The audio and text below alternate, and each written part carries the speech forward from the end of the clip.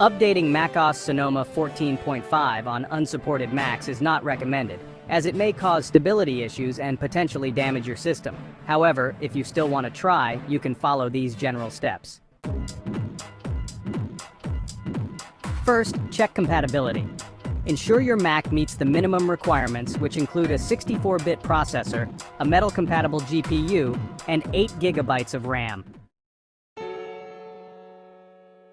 Second, back up your data. Make a full backup of your Mac before attempting the update.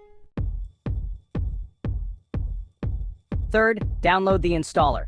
Get the macOS Sonoma 14.5 installer from a trusted source, such as the Apple support page or a legitimate download link. To create a bootable installer, you can use a tool like Rufus if you're on Windows, or Disk Drill if you're using a Mac. These tools will help you create a bootable USB installer efficiently. To disable System Integrity Protection, also known as SIP, first restart your Mac. While it's booting up, hold down the R key to enter recovery mode. Once you're in recovery mode, open the terminal and run the command. This will disable the SIP, allowing you to proceed with your installation or modification. To install macOS Sonoma 14.5, first insert the bootable USB installer, then restart your Mac. While it's booting up, hold the Option key and select the installer from the boot menu. Next, you'll need to follow the installation process, carefully selecting the correct disk and options to ensure a smooth setup. After the installation is complete, it's important to re-enable System Integrity Protection for your Mac's security.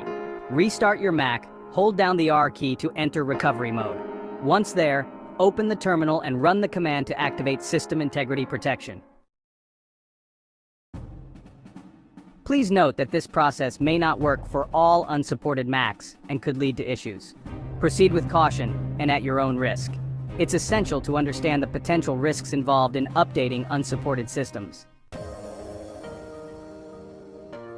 Additionally, you can try using third-party tools like OpenCore Legacy Patcher or Monkey, which can help you install macOS Sonoma 14.5 on unsupported Macs.